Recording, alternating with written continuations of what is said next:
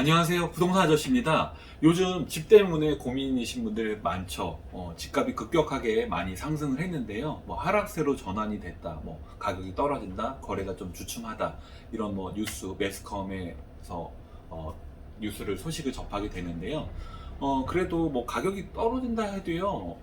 이미 많이 올라갔기 때문에 집을 살 때 경제적으로 또 자금적으로 부담을 느끼 하시는 분들이 굉장히 많은 것 같습니다. 그래서 오늘은요, 당신이 집을 사기 힘들어하는 두 가지 이유라는 제목으로 한번 이야기를 나눠보고자 합니다. 한 얼마 전에요, 최근에 30대 후반 정도로 보이는 남성분이 상담을 요청해 온 적이 있었습니다. 이 남성분은요, 집을 사고 싶은데 자신의 근로소득에 비해서 요즘 집값이 비정상적으로 너무 많이 올라서 돈이 부족해서 집을 살 수가 없다고 불만을 저한테 토로했습니다. 현재 이분은요, 신축급, 그러니까 25평형 아파트에 전세 5억 5천만 원에 이제 전세자금 대출을 좀 받으셔가지고 살고 계시는데, 자신이 2년 전에 이제 그 집에 이사를 들어갈 당시만 하더라도 매매가가 한 7억 5천에서 한 8억 정도였다고 하더라고요. 근데 지금은 호가가 12억이 넘는다고 하소연을 합니다. 이 남성분의 말을 들어보면서 개인적으로 저는 다음과 같은 두 가지 이유 때문에 한동안은 이분이 집을 사는 것이 힘들겠다, 어렵겠다, 이런 생각이 들었습니다. 그 두 가지 이유가 무엇인지 하나씩 한번 함께 이야기를 나누어 보겠습니다. 우선 첫 번째, 왜 이분이 이 30대 후반의 남성분이 집을 사기 힘들다 이렇게 생각을 했냐면, 이분의 마인드는요, 돈을 모두 모아야 집을 살 수 있다라는 생각을 하고 있기 때문입니다. 이게 모순된 말처럼 들리겠지만요, 집이란 돈을 모아서 사는 것이 아니라 집은 집으로 사는 것입니다. 특히나 요즘처럼 집값 상승이 큰 시기에는 더욱 그렇습니다. 상승기의 집값은 지역에 따라 차이는 있겠지만 한두 달 사이에도 적게는 몇 천만 원에서 많게는 1억씩 올라가는 경우도 있습니다. 이로 인해 위 30대, 사례 30대 그 후반 남성처럼요, 정말 알뜰살뜰하게 한 달에 200만 원, 300만 원씩 모은다 해도요, 집값 상승을 따라가기에는 벅찰 수밖에 없습니다. 그러므로 집을 사겠다는 생각을 했다면 제일 먼저 돈을 모두 모아서 집을 사야지라는 생각부터 버리셨으면 합니다. 집을 최대한 빨리 사기 위해서는 돈을 모으는 것과 만드는 것이 병행되어야 하기 때문입니다. 즉, 어느 정도 돈을 모았다면 자신이 감당할 수 있는 범위 내에서 최대한 무리를 해서 내 집 장만을 해야 합니다. 그때부터가 자신이 원하는 집을 장만하기 위한 출발선에 본격적으로 섰다고 볼 수 있기 때문입니다. 여기서 가장 중요한 것은요, 집을 장만해 놓았다는 것입니다. 비록 은행 대출 또는 다른 사람의 전세보증금 등을 합쳐서 샀다 하더라도요, 어쨌든 집을 사 놓았다는 것 자체가 중요 포인트입니다.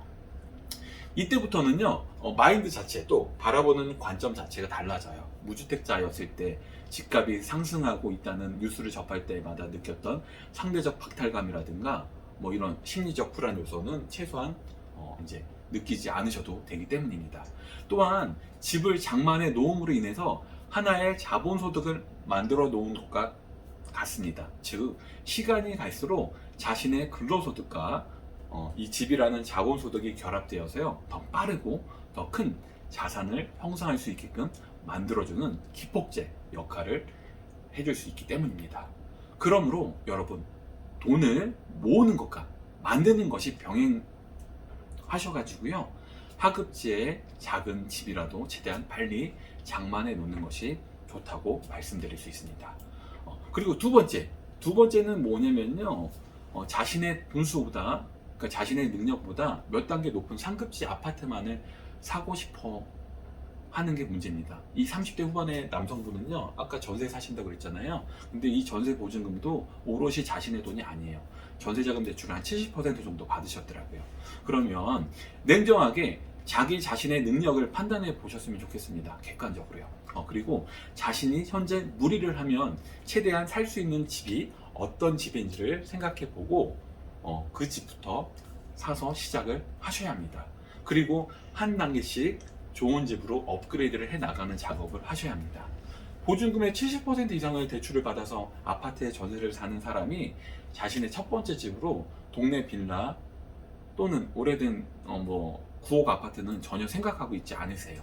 오로지 10년 이내에 비교적 연식이 짧은 커뮤니티가 잘 갖추어진 준신축급 이상의 아파트만을 첫 집으로 생각하고 있기 때문에 더욱더 집을 못 사고 계속 전세를 벗어나지 못할 확률이 높아집니다. 그리고 이제 집값이 계속 올라간다고 이제 한탄을 하시겠죠. 원하는 집을 장만하기 위해서는 무엇보다 눈높이를 좀 낮추실 필요가 있습니다. 눈높이를 자신의 경제적 능력에 맞게 좀 조절을 하는 것이 반드시 필요합니다. 사람은 누구나 좋은 집에 살고 싶어 합니다. 그런데 문제는 제가 매번 말하잖아요. 바로 돈입니다. 사람의 인격은 뭐 평등해야 하지만요, 돈은 평등할 수가 없습니다. 그러므로 자기 자신의 현재 능력을 객관적으로 한번 평가를 해보시고요, 생각해 보시고요, 그 수치를 받아들이시는 일부터 하셔야 합니다.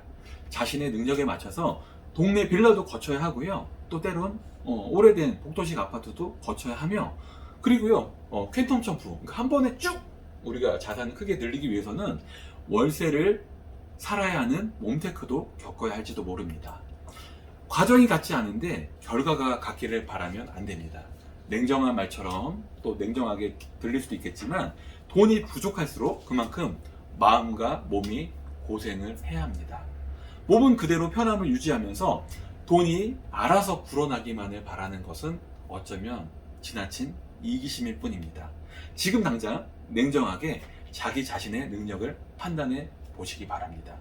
현재 무리를 하면 최대한 살 수 있는 집이 어떤 집인지를 생각해 보고 그 집부터 여러분들의 눈높이를 맞춰서 시작하셨으면 좋겠습니다.